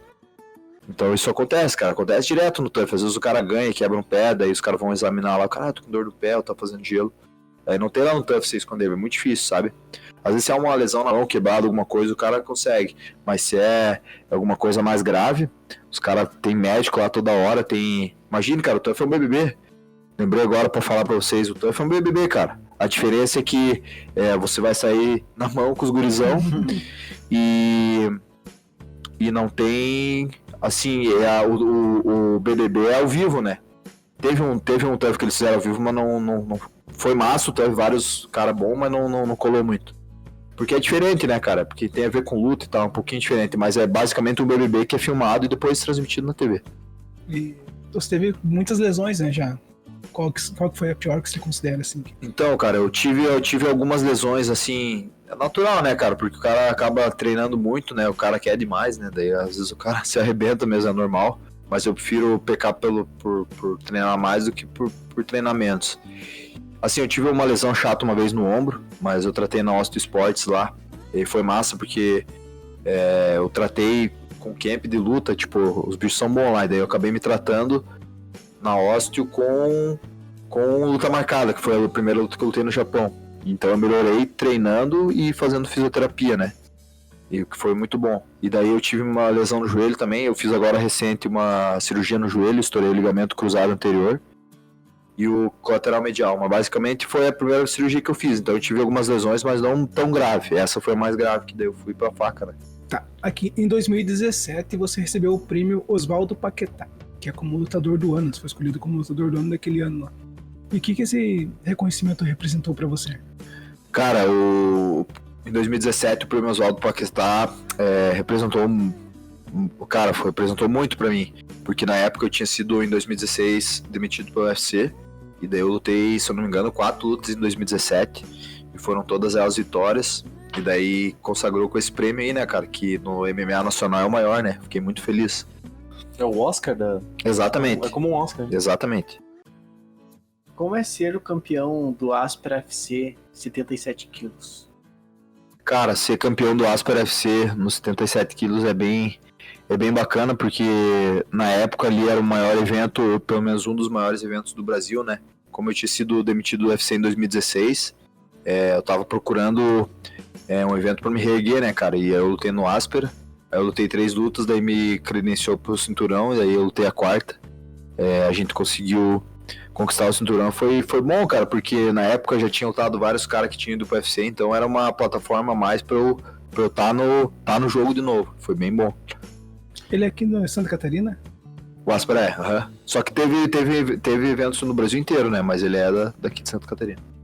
Moleque, você foi campeão do Pancrase, Pancrase, né? Uhum. Campeão do mundial do Pancrase no Japão, né? Uhum. E como que foi a trajetória até esse feito aí? Poderia dar uma resumida aí? Cara, eu fiquei bem feliz com o Pancrase, porque, na verdade, assim, ó, dá pra dividir a trajetória até o TUF, né, que foi um marcante, depois eu lutei 2 no UFC, perdi no 70, depois eu mudei de categoria, fui demitido do UFC, e daí fui pro Aspera, lutei 4, e daí depois o título do Aspera eu consegui assinar com o Pancrase, e daí eu já peguei uma pedreira lá, cara, primeira luta os caras me deram o show mais duro lá, o show encostava, os caras derrubavam, cara, dava um cruzado, pum, dava... Todas as lutas que ele tinha ganhado era por nocaute. E pra variar, me deram só pedreiro. Mas, como eu falei, eu não nego luta, né, cara? Eu acho que se o cara quer se testar, o cara tem que se testar com o melhor, né? É muito, tipo, não desmerecendo, né? O cara é massa, o cara ser campeão da cidade, do bairro, da região, do estado, da nação. Mas o massa mesmo é o cara ser campeão mundial, né, cara? E eu tô na parada porque eu gosto de treinar, gosto de lutar, mas eu gosto de me testar, né, cara? E eu quero me testar com os melhores. E lá, quando eles colocaram lá, Hiroyuki Tetsu, que é o nome do cara, no Pancrase. E era uma pedreira, o bicho encostava, como eu falei, nos caras e nocauteava. Só que a gente fez uma luta inteligente, daí entra no que eu tinha falado antes, na estratégia do MMA de você saber tudo de um pouco. Você não ser o melhor trocador, o melhor wrestler, o melhor lutador de solo, mas você saber bem fazer tudo.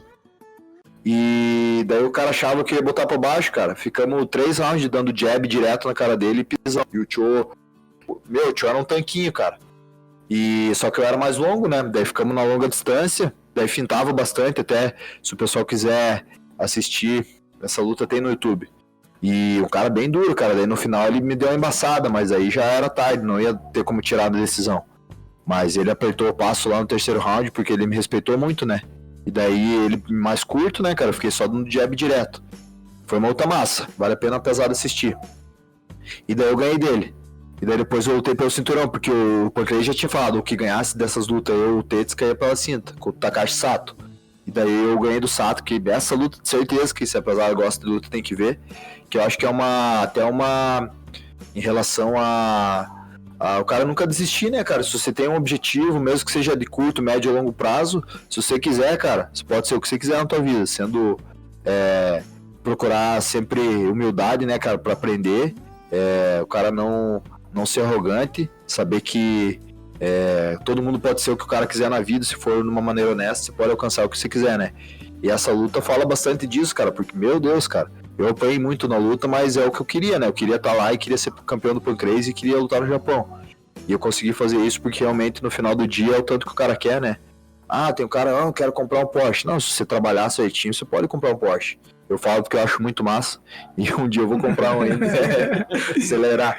E o cara consegue, cara. Se você tiver objetivo na vida, tiver foco e tiver constância, porque não adianta você ter um ou ter outro. Ter foco, mas não ter constância. Ou ter constância, não ter foco. Se o cara tiver foco, constância e realmente querer parado, o cara chega. E daí depois do cinturão do Pancrase, daí eu fui pra PFL, né? E daí eu lutei várias lutas na PFL, fui até a semifinal. Uma experiência muito grande pra mim, eu gostei muito. E só falando da final do Pancrase ali, que o Takashi Sato hoje tá no UFC, o cara que eu ganhei o cinturão, ele tá no UFC hoje. Ele luta até 7-7, e é uma pedreira, ele merece estar lá, o bicho é muito bom. Só que mostra que eu também mereço, né? Eu já lutei com o Neto, já lutei com o Queijinho, já lutei com o Guilherme, com o Vic, já lutei com o Sato, e todos esses que eu falei estão no UFC, entendeu? Hoje já lutei com o Fernando Bruno, que tava no UFC, o Rauch daqui a pouco já vai estar lá também. Então, todos esses caras que nos últimos 4, 5 anos, essas pedreiras que eu enfrentei, algumas lutas eu ganhei, outras eu perdi, mas os caras estão lá. Então, eu mereço estar lá e eu acredito que meu lugar é lá, cara. E daqui a pouco estamos lá, com os 2 pés na porta. Isso aí. Tava falando do UFC, tem 2 caras ícones, né, do esporte, que é o comentarista, o Bruce Buffer, e o juiz, né, que é o Herb Dean, né. Você teve luta já com eles? Tipo, acho que a final do TUF, né, foi eles que conduziram, né? Qual que é a sensação de você estar de repente jogando no UFC do PlayStation e de repente o cara tá lá apitando, mano? Cara, é muito massa essa sensação, porque o Bruce Buffer é uma lenda, né, cara? É massa quando você vê hoje em dia, ele não tá em todos os eventos do UFC, você vê a diferença, não desmerecendo o outro gurizão que é muito bom, a Nasser, mas o Bruce Buffer é diferente, né, cara? Ele quando vai narrar Realmente quem acompanha o UFC sabe que é uma atração a mais, né? E o Herb Dean, ele é um juiz da comissão, né? É um árbitro da comissão. E é muito massa também. Ele, na luta na final do TUF, foi ele que arbitrou. E também foi o Bruce Buffer que chamou meu nome. Então é muito massa, né, cara? It's time, né? Massa, né? Ele tem o bordão dele, né? Bordão é massa, bordão que fala, né? Bordão, Chega a arrepiar, né? Vocês dizem que pra quem gosta de luta deve ser... Nós, assim, eu não acompanho muito luta, até por questão de não ter que é só por ter pago, né? Que é, ou, como você falou, acha um link meio maroto ali. Mas a gente tá acompanhando mais agora. Na final da luta você faz uma homenagem, né, ao um amigo teu, né, o Alan dos Santos, né? E qual foi a importância dessa pessoa aí na tua carreira? Cara, foi de extrema importância. Quando eu lutei no Pancrase, em 2018, no cinturão, depois que a gente ganhou o cinturão, ele faleceu, infelizmente faleceu naquele ano. E foi bem foda, cara, porque o cara, além de ser um cara sensacional, né? Foi uma perda muito grande pela amizade que a gente tinha, pela pessoa, muito mais ainda pela pessoa que ele era, um cara muito bom. Um cara sempre pra cima, cara, impressionante. Você chegava a falar com ele sempre. Eu procuro ser um cara assim também, né? Mas a gente sabe que a gente tem adversidade na vida e às vezes o cara fica meio triste com algumas coisas. Ele sempre jogando o cara pra cima, impressionante, cara. Uma energia muito boa, sabe? Aquelas pessoas que você quer estar toda hora perto, que o cara exala energia boa, é muito massa isso. E ele infelizmente faleceu de câncer, cara. E foi uma tristeza muito, muito grande por tudo isso que eu falei. E ele era um excelente atleta, cara, com certeza veio pro UFC. É um cara que faleceu novo, cara, se eu não me engano, com 30, 31 anos. Muito novo, né? Mas faz parte, né, cara? Tem coisas que a gente não entende, né?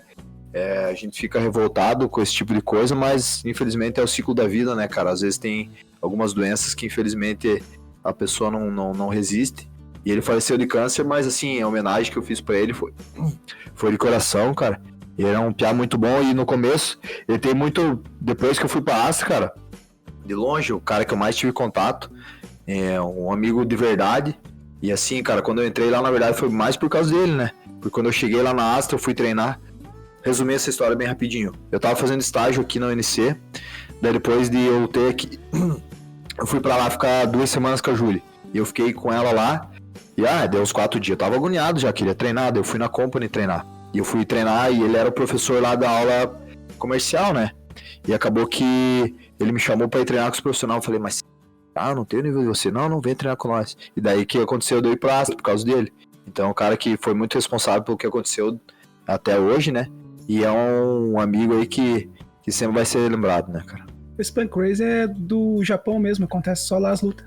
O Pancrase é um evento japonês, ele é o evento mais antigo em atividade hoje. Ele é até mais antigo que o UFC. Né? Ele não tem a magnitude, a mídia e o valor que o UFC tem agregado, mas ele é o evento em atividade mais antigo hoje. Então, assim, ele é até mais velho que o UFC e ainda faz edições. Porque teve alguns eventos antigos que acabaram, né? E o Pancrase não, ele é mais antigo que o UFC e tá vivo até hoje. Então é uma satisfação muito grande eu ter lutado lá no Japão, no Pancrase, e ainda assim ter conquistado juntamente com o trabalho da minha equipe aí, de toda a rapaziada que sempre dá suporte, patrocinador e a galera que torce, ter um cinturão do Pancrase é uma parada muito massa, cara. Eu tava aqui até dando uma vislumbrada um pouco no vídeo. Eles te deram um buquê de flores. Tem alguma simbologia pro evento? Eles deram o buquê de flores, o Pancrase deu o buquê de flores pra mim e pro Sato, porque o cara que eu lutei, ele também tinha perdido naquele ano um amigo que era lutador, e eu também. Eles deram como forma de condolência, né? Que Homenagem. Os japoneses têm muito essa questão do respeito, né? A cultura deles tem muito esse zelo, né? Pros entes, assim, né? Exatamente. A morte por japonês é bem importante. Glaico, você chegou a dar uma entrevista que não pretendia mais lutar profissionalmente em MMA. E agora, qual que são os planos? Cara, eu dei essa entrevista e foi após a luta que eu lutei na PFL, né? O dia que eu lutei 2 lutas e depois também aquele caos que eu contei que eu pedi a Júlia em casamento. Mas assim, cara, foi um negócio ali que durou, na verdade, muito menos que eu achava, né, cara? Eu achei que ia aposentar, mas quando o cara ama o que faz e eu tenho muita lenha pra queimar, cara. Pra falar a verdade, é ruim a gente falar em relação à parte técnica, mas essa é a vez que eu tô mais lutando bem, cara. Diferente de vitória ou derrota, meu desempenho nas lutas tá muito bom. Lógico, isso foi com a capacidade de melhorar a qualidade de treino, de eu subir de categoria, de querer evoluir sempre, mas não tá na hora, cara, nem perto de eu aposentar. Foi um desejo, juntamente com uma vontade ali, que eu tava meio chateado com o resultado da luta, né, cara? Daí foi um negócio que acumulou ali também. E como a PFL tem uma luta atrás da outra, acaba desgastando mais psicologicamente, fisicamente. Mas aquilo ali durou um mesinho, daí eu já tava querendo voltar de novo, né, cara? Então daqui a pouco nós vamos estar na ativa de novo, representando a nossa cidade. Tem a continuação que o Gabi vai fazer. Então, Gleco, quais são os seus próximos passos no momento? Cara, os próximos passos no momento é melhorar bem o joelho, né? Eu já tô feliz que eu já voltei a...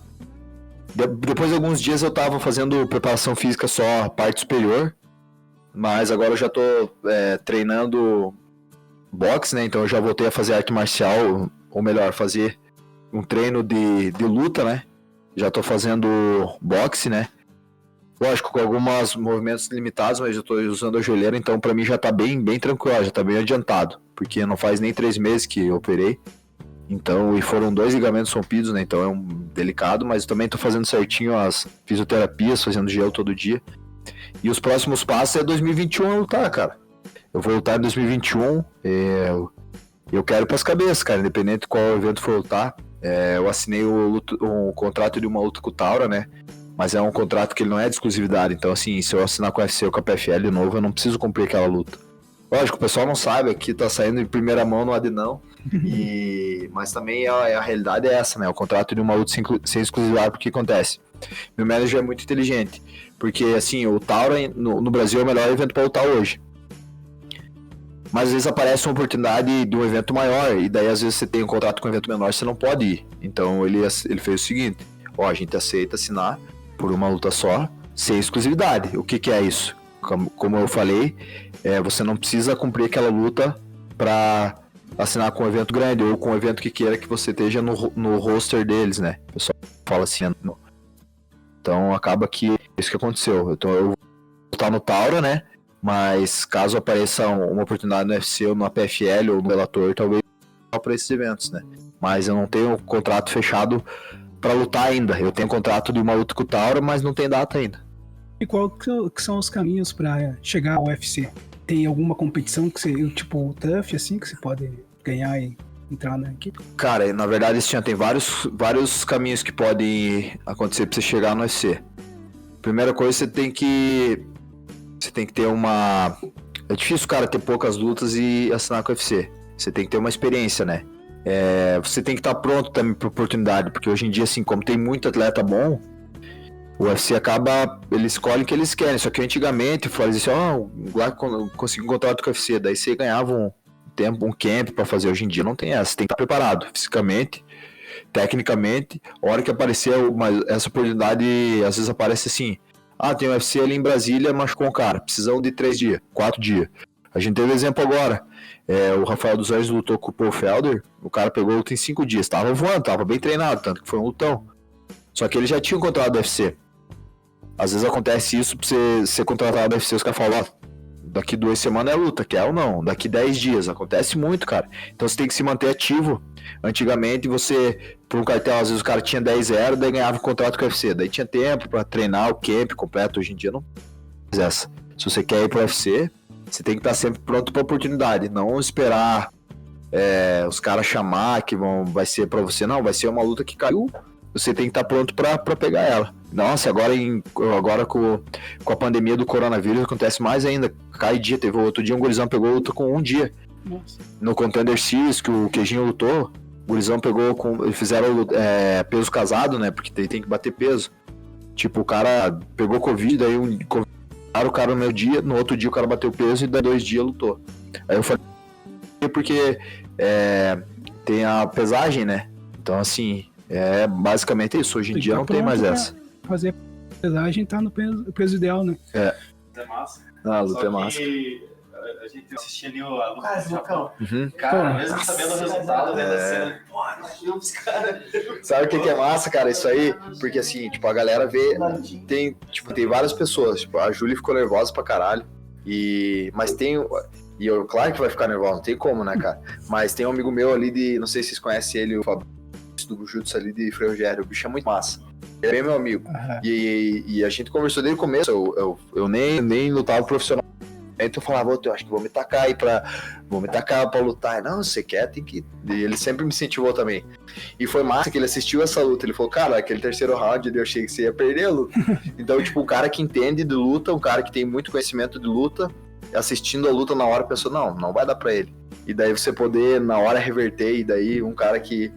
Lógico, a gente tava conversando ali, depois da luta, uma conversa informal, mas foi massa porque... do jeito que foi, né, cara? Parecia, né, cara? Foi de virada, cara. Foi de virada. Foi de virada. A gente tava olhando assim, Deus tava cansadaço e ele também tava cansado, só que ele era mais a trocação, né? Ele não tava tava cansado, mas ele não tava muito machucado, né? Eu tava moído, né? Parecia uma carne moída, cara. Uma cara velha. Pô, e como que é assim, tipo, claro, os lutadores tá propenso a levar golpe, mas como que é levar o primeiro golpe assim e ficar de boa assim, cara? Tem uma preparação no treino pra...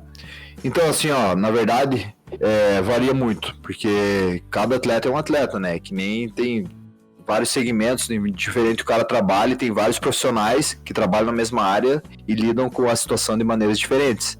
Pra luta, cara, eu procuro treinar muito, me dedicar, mas é uma coisa legal, cara, que na Astra, assim, os treinamentos, eles não são que nem antigamente. Antigamente a galera fazia muito sparring. E antigamente o pessoal pensava que quanto mais você vasse no queixo, mais duro ficava, e não é?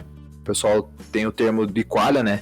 Se você ficar levando muita pancada todo dia, você acaba perdendo essa qualidade que você tem de aguentar mais pouco. E então, assim, a preparação que a gente faz sparring, mas a gente não faz sparring todo dia. A gente faz de 2 vezes a 1 na semana. Por que de 2 a 1? Às vezes quando o cara tá longe de luta, você não fica fazendo sparring, levando soco. Porque assim, acaba te tirando uma qualidade que você vai precisar na hora da luta. Daí você vê, às vezes, os caras duros, bem preparados, levam um jab no encontro e cai em knockdown. Knockdown é quando você leva um golpe e cai. Você pensa, meu cara treinou muito e tal. É justamente que às vezes o cara acaba apanhando muito no treinamento. O treino desgasta, né? Exatamente. Esse sparring essa é a palavra. Consiste em levar soco.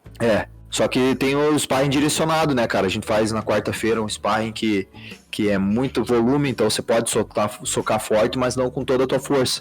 Então acaba tendo muito volume. Trabalha uma maneira diferente, trabalha bastante o condicionamento físico, né, o gás pra luta, mas não agride tanto o teu queixo, no caso, né, a tua mente, o teu cérebro, então é muito bom. Mas basicamente é o treinamento, cara, que deixa preparado pra luta. Tem alguma coisa que você gostaria de abordar que a gente não tocou no assunto aqui na entrevista? Cara, acho que foi bem massa, cara. Eu achei as perguntas, tudo achei bem. É um show de bola. Futuramente aí, né, cara? Quem sabe a gente pode fazer de novo, né, cara? Porque eu não sei como que vai ser 2021. Quem sabe no final de 2021, né? Não, nós vamos estar aí. Vai ser doido, vai ser trabalhando. Falando da experiência, ele tá no UFC. Sim, pode ser. Nós esperamos estar melhor também aqui. Não, vamos melhorar, todo mundo vamos. É uma ideia de nós pretendemos levar muito tempo adiante ainda. Uhum. Luico, você poderia nos contar um pouco sobre os seus hobbies, fora treinar, né, fora lutar? Cara, eu gosto de fazer bastante coisa, pra falar a verdade pra vocês. Eu gosto de andar de bicicleta. Eu gosto de andar de moto também. Eu vendi agora por causa da cirurgia no joelho, mas assim que eu tiver bom, já vou atrás de fazer um brique. E no geral, cara, eu gosto de fazer vários esportes. Tem alguns que eu já não pratico mais tanto, ou faz muito tempo que eu não pratico, mas eu gostava de jogar tênis também, né? Mas eu jogava muito com meu irmão. O Guilherme jogava tênis também. Ele gosta também, mas não joga mais também. Deixa eu ver qual mais hobby que eu tenho. Cara, eu gosto de ter os meus sobrinhos, eu gosto de ir com eles assim. Tem o Murilo, né, e o José Pedro. Eu gosto de ir com eles também. Às vezes brincar, às vezes eu fico ali, cara. Ficamos ali um tempo ali, porque, meu Deus, as crianças têm muita energia, né, brincar cara? de lutinha, né? Ah, não, também, né? Daí tem a minha priminha, a Maria Valentina, a gente chama ela de Baby. Agora tá crescendo, temos que parar, né, de chamar ela assim. Mas ela também não se importa. E eu puxo uns treinão pra ela, cara, pra mim é um hobby também. Ela gosta, cara, eu não preciso falar 2 vezes. Eu falo, Baby, vamos treinar. Ela vem bem louca já, daí eu coloco as bandagenzinhas na mãozinha dela e ela sabe, cara. Eu até tava tentando ver com ela, porque lá no Cunha, o pessoal treina Muay Thai a partir de 7 anos, né? Talvez a gente vai esperar um pouquinho mais, que agora dia 23 ela vai fazer 7, né? E talvez é uma parada legal pra ela treinar também. A gente tá pensando. Futuro legado da família aí na luta. Quem sabe, né, cara? Eu não vou forçar nada, né, cara? Eu acho que o mais importante em relação à criança é você deixar ela brincar e tudo, e fazer o que ela quiser, e ser o que ela quiser da vida futuramente, né? Mas lógico, se precisar, o suporte sempre vai ter, né, cara? Não vamos forçar em nada, né? E você teria uma indicação de livro, série ou filme, documentário para nossos ouvintes? Cara, eu tenho alguns, mas eu acho que dá pra destacar 2. Um livro pro pessoal que gosta de luta e MMA, ou até pro pessoal que quer conhecer um pouco da história e que não, ou quer saber mais sobre MMA. É um livro chamado Do Vale Tudo MMA, é bem legal, do Marcelo Alonso e de um japonês lá, que é um fotógrafo também, que ele fotografava o Pride, depois fotografava o UFC, enfim, o cara tem, acho que Susumu Nagal lá do cara, mas não tenho certeza. E esse livro, né, então, do Vale Tudo MMA, e daí também tem um filme, que é massa, do José Aldo, que é como é que é o nome, cara? Agora me fugiu da cabeça, espera aí que eu já lembro. É Mais Forte que o Mundo. Mais Forte que o Mundo, bem legal, cara. Com aquele ator Loreto, né? Então os bichos fizeram um filme bem massa, cara. E até doido na época que o pessoal tava com medo de lançar, porque o José Aldo, ele vinha de várias vitórias, e daí aconteceu dele perder do Conor, né, cara? E daí os caras estavam com medo de lançar o filme, mas depois eles lançaram, foi um sucesso igual. Mas esse filme é bem massa, cara. Vale a pena. De superação, sim. Conta a história dele, né, cara? Ele era de Manaus, depois ele veio lá pro Rio. O bicho, ele almoçava uma vez por dia só, cara. Desculpa. Então não almoça uma vez por dia. Ele comia uma vez por dia só, cara. Boa, cara. Essa aí tem que pôr, puta que pariu. Mas ele comia uma vez por dia, cara. Então ele ia lá, comia um monte, porque é só no outro dia depois, cara.